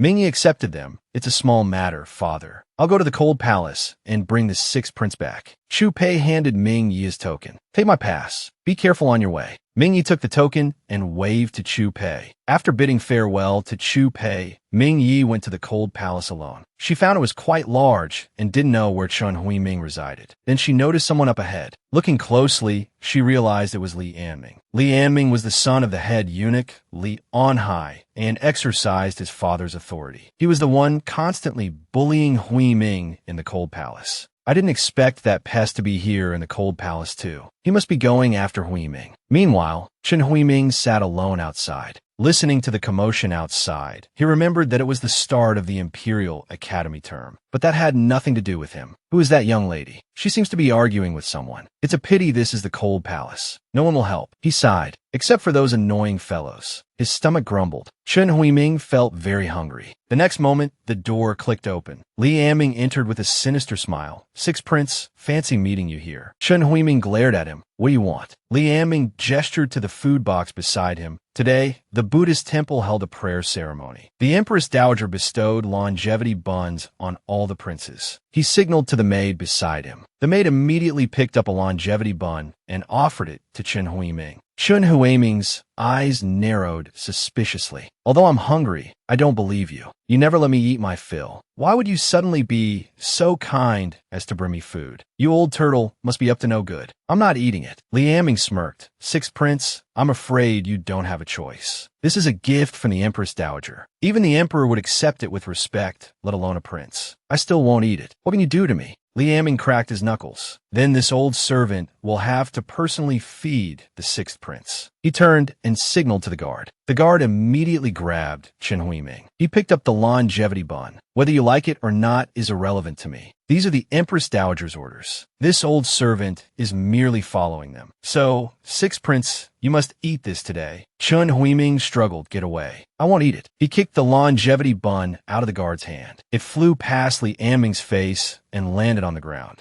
The guard worriedly said, Masterly, are you all right? Chen Huiming chuckled. Serves you right, you old monster. Li Anming wiped his face and slapped Chen Huiming. Chen Huiming fell hard to the ground. He got up and angrily yelled at Li Anming, You worthless dog. You dare hit me. This slap is from the Empress Dowager to teach you a lesson. You dared to defile the Empress Dowager's food. This is the Empress Dowager's favorite. Since this old servant saw it, I cannot ignore it. This is my loyalty to the Empress Dowager. He gestured to the guard to force Chen Huiming to kneel. Chen Huiming shouted, Let go of me, you damn slave. Li Anming picked up the longevity bun from the ground. Sixth Prince, today you will eat this longevity bun, whether you like it or not. Chen Huiming gritted his teeth and said, How dare you? I am a sixth prince. Do you still think you're dealing with royalty? Here in the cold palace, I'm nothing but a stray dog. This is my territory. Even if you die here today, no one will care. Eat it. The bun in Li Anming's hand began to swell. With a bang, it exploded, splattering Li Anming's face. Li Anming clutched his face and rolled on the ground. A nearby guard anxiously asked, Masterly, what happened? Chen Huiming, looking puzzled, thought the bun exploded. Could it be? He looked back and saw the young lady in the tree motioning him to stay quiet. The serving girl beside him was utterly stunned, unable to hold her tray steady. Oh dear, Master Li's face is ruined. The guard quickly ordered, Stop screaming. Go get the imperial physician. He then shakily helped Li Anming up. Li Anming's face was flushed red, and he gritted his teeth in pain. My face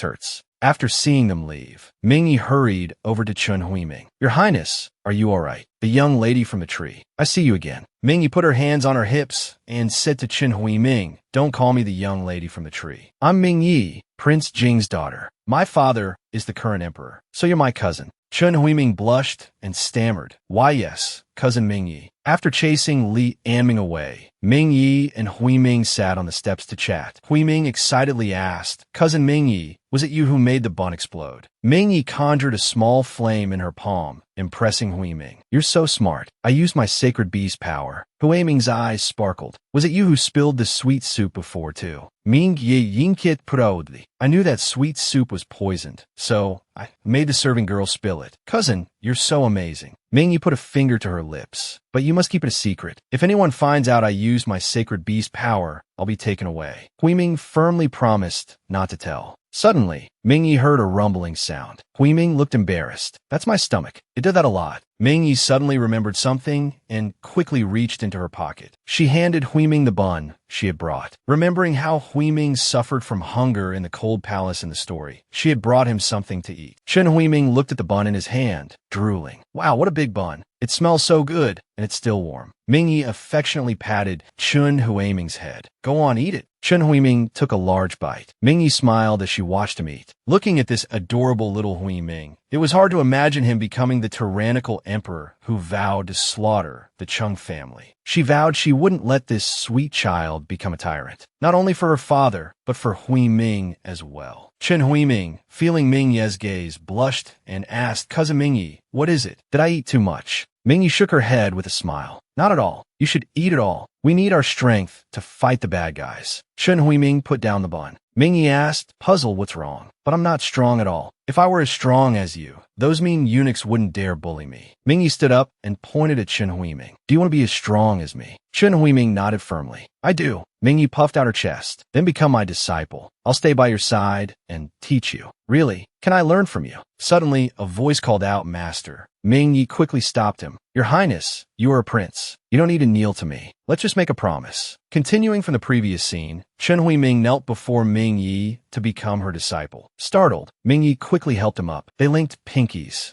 Chen Hui Ming, take Ming Yi as my master." "All right, I accept you as my disciple." They smiled at each other. After a while, Chen Hui Ming rubbed his belly. "I'm full. I haven't been this full in a long time." Ming Yi held out her hand. "All right, time for us to go to school." "But they won't let me go to school. I have to stay in the cold palace." Supervisor Lin took out the enrollment manual and token, excitedly saying, "Now you can go to school. I've arranged the entrance exam for you." Chen Hui Ming clapped his hands excitedly, as expected of master. So amazing. It was nothing. Ming Yi immediately took Chen Hui Ming's hand. "Let's go. We should still be able to make it to the last class." "Okay, sister." In the classroom, the teacher was lecturing. Meanwhile, Yusheng was quite unhappy. Ming Yi went out to play without inviting her. She also wanted to go out and play. "Why isn't class over yet?" Suddenly, a voice came. The students looked expectantly towards the door. Ming Yi raised her hand and said, "Teacher, I'm back, and I brought a new student." The teacher looked puzzled. "The new student is the sixth prince, Hui Ming." Chen Hui Ming stood there awkwardly. The fifth prince, Chen Yuerun, immediately became displeased. "Hey, Hui Ming, who allowed you to come here? You're just a little cockroach from the cold palace. What qualifications do you have to study here?" His lackey chimed in, "Don't forget, your mother committed suicide for her crimes. You're a disgrace. The Imperial Academy isn't a place for you." That's right. Get out. Go back." These little sycophants were truly despicable, twisting the knife in the wound and rubbing salt on it. Among the whispers, they mentioned how Hui Ming's mother had been framed by consort Jing and forced to commit suicide in the cold palace. Seeing Chen Hui Ming's trembling body, Ming Yi quickly rushed to his side. "Hui Ming is the sixth prince. Why isn't he qualified to study here? Besides, Supervisor Lin has already signed and stamped the approval." The teacher looked at the notes, stroking his beard and saying, "Indeed, is Supervisor Lin's authorization. Prince Hui Ming may attend the Imperial Academy."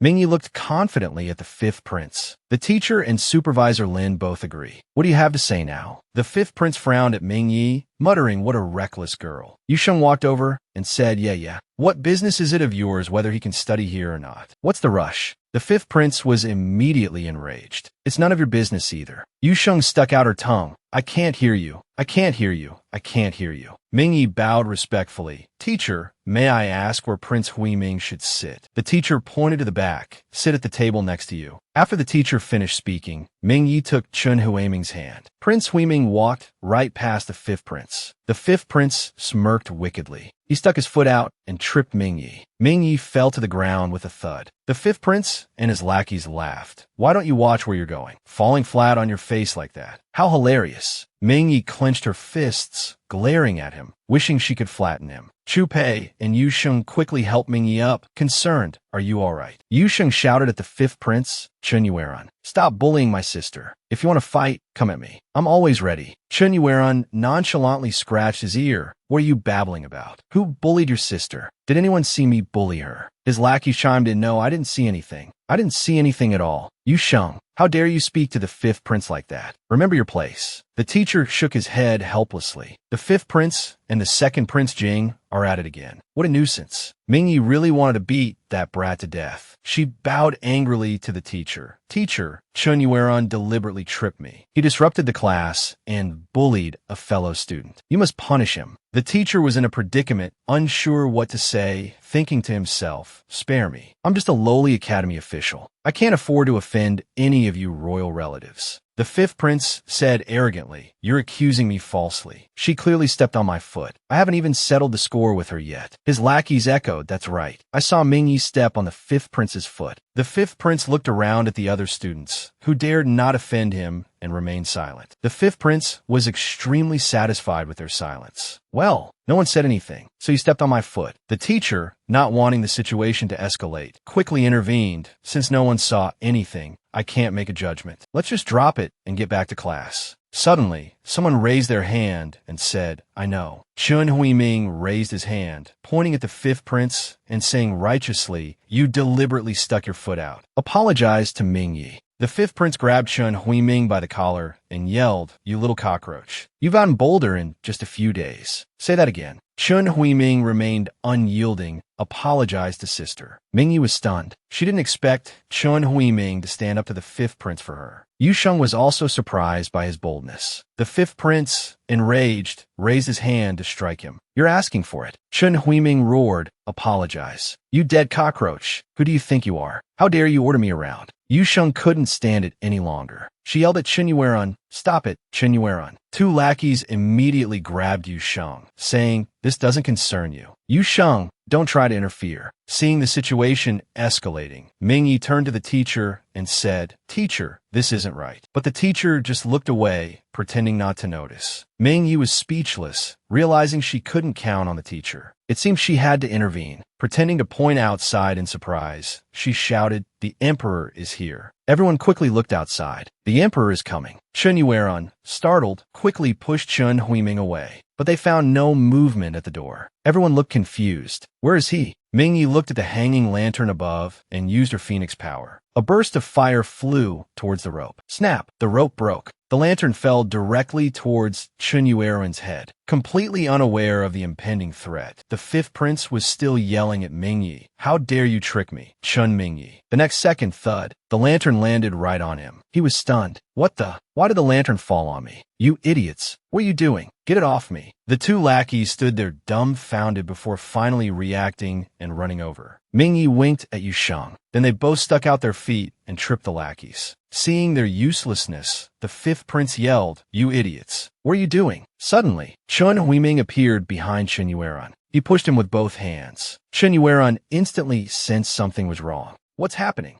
Before he could react, he tumbled to the ground and rolled outside. The two lackeys quickly got up and chased after him. Later after school, the three of them walked home together, chatting and laughing. Yu Sheng chuckled. That Chun Yueran, he probably won't know which way is up for 3 days. He'll be seeing everything blurry. She turned and patted Chun Huiming's shoulder. Little Huiming, you were pretty impressive back there. Chun Huiming scratched his head shyly. It was all thanks to you, using your phoenix power to knock down a lantern. Ming Yi and Yu Sheng quickly shushed him. Keep your voice down. You can't talk about that. Someone might hear you. Yu Sheng added, yeah. Ming Yi could get caught and locked up. Chun Huiming quickly covered his mouth. I won't say it again. I won't ever say it again. Meanwhile, Yu Sheng, Chu Pei, and Ming Yi saw them walking towards them after school. Ming Yi happily ran towards Chu Pei. Chu Pei happily embraced Ming Yi and asked, "How was your first day of school? Was everything all right?" Mingyi awkwardly didn't know what to say. Then Yusheng jumped in to save the day. Of course, everything was great. With me, Yusheng, looking after Mingyi, it was fantastic. Mingyi chuckled at that. Chu Pei playfully pinched Yusheng's cheek. "You've got quite the ego, little one." He looked at Mingyi with a pleased expression. Suddenly, a voice called out, "Greetings, Imperial Uncle. May you be well." Chu Pei replied, "Congratulations, Sixth Prince, on finally being able to study at the Imperial Academy." Mingyi looked at the two of them, unable to imagine that in the future, her father would die at the hands of this seemingly innocent child. Chu Pei took Mingye's hand. "It's getting late. Let's go home." Just then, Chen Huiming grabbed Mingye's hand and called out, "Sister." Mingyi turned around, puzzled. "What is it, Huiming?" Chen Huiming looked down shyly and said, "Stay with me today. Don't go back." Both Chu Pei and Yusheng stared at him in surprise. Chen Huiming continued, "Don't go, Sister Mingyi. Those eunuchs will definitely come back." They looked at Chen Huiming in confusion. Then Mingyi remembered. She had changed the original story's sweet soup poisoning plot during the Duanwu festival. That's why they later tried to poison Huiming with the longevity peach buns. Although she had driven them away, they would definitely return, having failed their mission.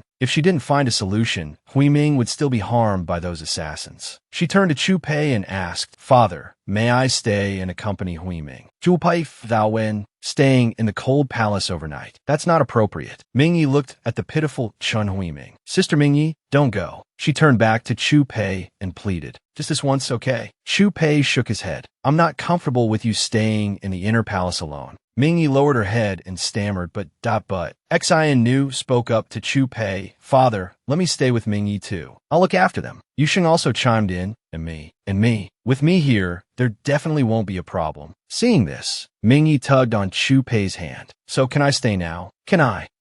Chen Huiming tugged on his sleeve as well. Unable to withstand their pleas, Chu Pei relented. He patted Mingye's head. "All right, I'll go make the arrangements." The two of them immediately brightened. "Great." Mingyi recounted to Xian Nu how Li Anming had tried to poison Chen Huiming during the day, and Jing Fei's involvement in the plot. She explained that even though she could secretly protect Chen Huiming, she couldn't stay in the cold palace indefinitely. Chen Huiming sighed. "If only I could always be with you." Xian Nu stroked her chin, acknowledging that this wasn't a long-term solution. If we could find Chen Huiming a powerful protector, he wouldn't have to worry anymore. They both asked, "What kind of protector?" "The most powerful person in the inner palace is definitely the Empress Dowager. If she could support Chen Huiming, Jing Fei wouldn't dare to act rashly." Mingye's eyes lit up. "That's right. How could I forget such an important person?" She excitedly grabbed Chen Huiming's hand. "It's decided. We'll ask the Empress Dowager to be your mentor." Chen Huiming looked questioningly at Xian Nu behind him. Xian Nu, having heard this, was stunned. Wait. Why do you think the Empress Dowager would agree to be his protector?" "The Empress Dowager is a devout Buddhist, a kind person, though outwardly reserved, and she lost her mother at a young age and lived a lonely life. Chen Huiming's situation is similar. If he behaves well, he's sure to move the Empress Dowager." Xian Nu asked suspiciously, "You've only been in the palace for a day. You don't even know the Empress Dowager, do you? How do you know all this?" Mingyi tried to bluff her way through. I just know, okay. I have the power of a sacred beast, you know?" She thought to herself, "Because I've read the original story. It said so in the manga." Chen Huiming clapped his hands. "Master is so amazing." Xian Nu looked pleasantly surprised. "Really? I didn't know the power of a sacred beast could read hearts." Mingyi gave an awkward laugh.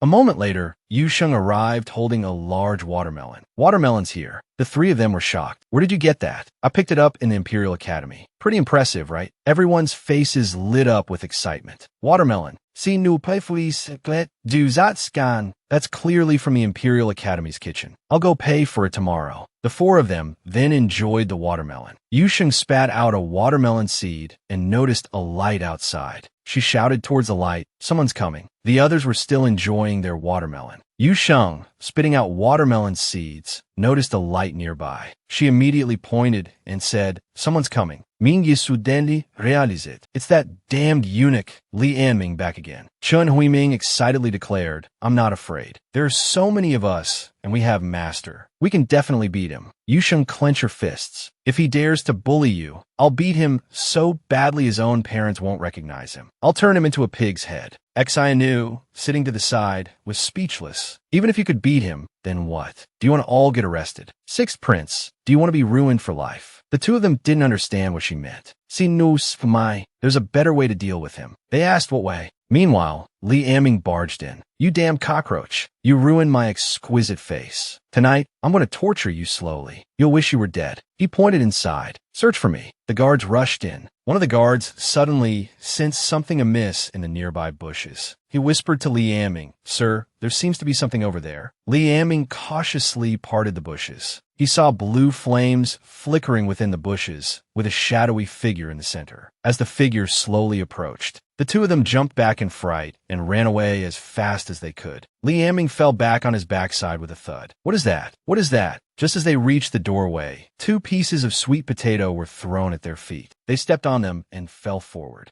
With a crash, they collided with a pillar. Meanwhile, Chun Huiming stared at his blood-covered hands. There's a ghost. A ghost. It's coming. Help me. Help. Help. Liaming Shrieka, stumbling Buckworth. Stay back. Don't come any closer. Don't come near me. He scrambled back frantically, crashing into a large tree. Trembling all over, he felt blood dripping onto him. Suddenly, he heard a sound nearby. He reached out and touched something. Finding blood on his hand, he flinched. A head popped out suddenly. Li Anming's face contorted in terror, unable to make a sound. As the head drew closer, more blood dripped down. Li Anming's mouth opened wide in a silent scream. The guards scattered, yelling, Don't kill me. Don't kill me. I'm a good person. I'm a law-abiding citizen. They fled in all directions, not forgetting to slam the gate shut behind them. The 4 watched their panicked retreat and burst into laughter. Afterwards, the 4 discussed the situation. Xianu said, The Empress Dowager rarely leaves her residence, except for grand celebrations. But she visits the Longevity Palace for Buddhist prayers every 5th day of the month. Yusheng counted on her fingers. Tomorrow is the 5th. Xianu replied yes. After school, the Empress Dowager will pass by the Imperial Academy on her way to Longevity Palace. If we miss this opportunity, we'll have to wait until next month. But Chun Huiming's revenge can't wait that long. Ming Yi declared resolutely. Then we'll take Hui Ming and ask for the Empress Dowager's protection. Following the previous events, Ming Yi wanted the Empress Dowager to become Chun Huiming's protector. Xianu, however, said, just going like this probably won't move the Empress Dowager. We need to make Hui Ming look pitiful, tragically abused, utterly wretched. Yusheng instantly understood, suggesting sinisterly, beat Hui Ming into a pitiful, half-dead pig's head and throw him in front of the Empress Dowager. That'll definitely move her. Ming Yi immediately stopped her. No way. Xianu rapped Yusheng on the head. You idiot. I'll turn you into a pig's head first, believe me. I meant we should stage a bitter meat scheme. We'll find a way to make Chun Huiming provoke Consort Jing. When she's abusing Huiming, we'll make sure the Empress Dowager sees it. Then, when poor Huiming pleads for help, it will surely move the Empress Dowager. Mingye could have put head hands. That's a great idea. Big Brother is so reliable. It means His Highness Huiming will have to suffer being beaten by Consort Jing. Chen Huiming, however, said, It's all right. I can do it. Then Xianu laid out the plan for tomorrow at Ho Hot Palace. Li Anming was slapped across the face. Consort Jing pointed at him furiously. You have a nerve to come back. You couldn't even handle a child. You're worse than useless. What good are you? Go hang yourself with a white silk ribbon. Li Anming immediately knelt and kowtowed, begging for mercy. Your Highness, spare me. There's a vengeful ghost in that place. I was almost swallowed alive. Consort Jing didn't believe his nonsense. She kicked him. Go hang yourself. Don't make me do it myself. The head eunuch beside her side. Li Anming clung to his leg. Godfather, save me. You have to believe me. There really is a ghost there. Ghost fire was flying everywhere. Blood splattered all over my face. He wiped the blood off Li Anming's face. onto his own shoe. You coward. Can't you even tell the difference between cinnabar, red ink, and blood? Li Anming, still convinced, touched the substance and sniffed it. He realized it was indeed cinnabar and red ink. He turned to Consort Jing and pleaded, "Your Highness, please calm down. It's all my son's fault for being incompetent. No one tried to assassinate the Sixth Prince. This whole ghost incident is very strange. Perhaps it's the sacred beast's domain acting up. The palace has always been peaceful, but now it's suddenly haunted. Could it be the Sixth Prince secretly using the sacred beast's power to cause trouble?" Consort Jing scoffed. "Chen Huiming, that useless thing. I watch him grow up. How could he possibly have the sacred beast's power today?" "Your Highness, what this old servant means is, whether the Sixth Prince has the sacred beast's power or not is unimportant. We just need to pretend the palace is haunted and forcibly take him to the sacred tree temple for purification. Arrange for some trusted monks to handle things, and the Sixth Prince will surely die." Following the previous events, Consort Jing, to eliminate Chun Huiming, used the pretext of the sacred beast's power to get him into the sacred tree temple. Once inside, it would be difficult for him to survive. The only problem was explaining it to the emperor. She decided to go see the emperor. "I'll go and capture Chen Huiming now." Meanwhile, the three were asleep in bed. Xian Nu sat beside them, chin in her hands, eyes closed, dozing. Suddenly, footsteps approached. "Surround the area. Don't let anyone escape." Xin Nu woke up instantly, sensing danger. Hearing the hurried footsteps, she realized many people were coming. She quickly woke Mingyi. They looked towards the door in alarm. Yu Sheng was fast asleep and couldn't be woken. He turned over impatiently and continued to sleep. "Brother, don't make noise. It's not even dawn yet. I'm not going to school." At this time, Minister Li had already led everyone and barged straight in. He shouted, "Sixth Prince," and looked forward completely shocked. He hadn't expected Prince Jing's 3 children to be there too. Looking at the unfamiliar girl before him, he thought, could this be the adopted daughter Prince Jing is rumored to have taken in? Xingmu shielded Minji. "Minister Li, why have you brought so many people to disturb the cold palace in the middle of the night?" Minister Li gestured to the person beside him and said, "I heard there was a disturbance in the cold palace. This servant suspects that someone is secretly using sacred beast power. Therefore, I specifically ordered Master Zhao of the Sacred Arts Temple to come and investigate." Minji instantly broke out in a cold sweat. "I've been discovered." Minji was too nervous to speak, only trembling with fear. Minister Li stared sinisterly at Minji. Suddenly, Li Anning pointed at them and shouted, "You guys are the ones causing all this ghost trouble. You almost made me lose face. I won't let you get away with this." Minister Li glared angrily at Li Anning. "Get down. You have no right to speak here. Whether or not there's sacred beast power, we'll have the sacred arts master investigate." Master Zhao stepped forward directly. "Sixth Prince, and you young nobles, who will go first?" Minister Li pointed at Minji, his face grim. He said in a sinister voice, "There's an order to this. Let's start with the young princess." Minji was terrified.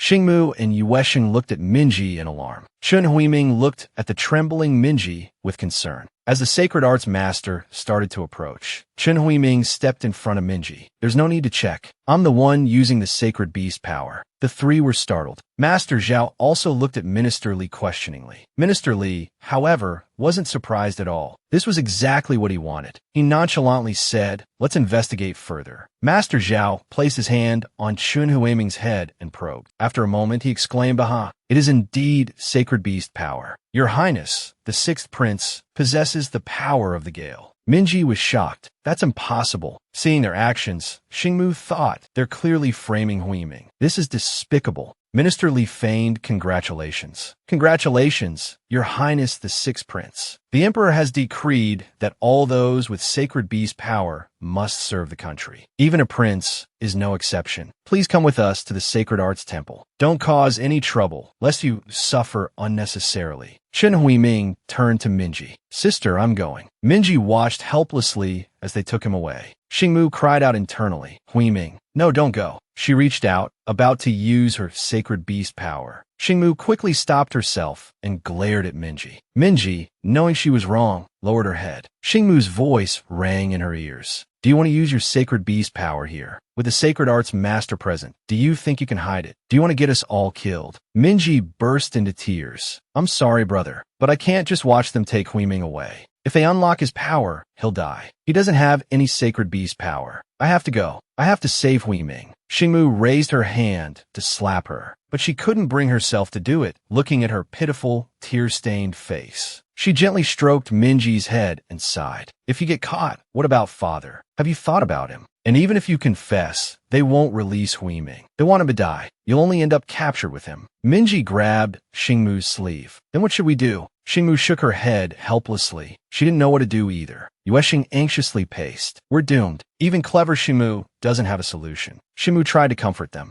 Minji, you have to go find father. In Hohot Palace, Minister Li reported to concubine Jing, Your Highness, the sixth prince has been examined by the sacred arts master. He has no sacred beast power. Tomorrow, they will arrange to unlock his power. He will certainly die. Concubine Jing yawned and said she understood, dismissing him. Minister Li expressed his concern. Concubine Jing asked, puzzled, what are you worried about? When we went to the cold palace to apprehend the sixth prince, Prince Jing's 3 children were also there. If the sixth prince doesn't have sacred beast power, then one of Prince Jing's 3 children must possess it. Prince Jing's 2 older children were tested years ago and confirmed to have no sacred beast power. The only possibility is the girl Prince Jing recently adopted. Concubine Jing's interest was immediately piqued. I hear Prince Jing adopted a girl. Who is she? Her name is Minji. Regardless of whether she possesses sacred beast power.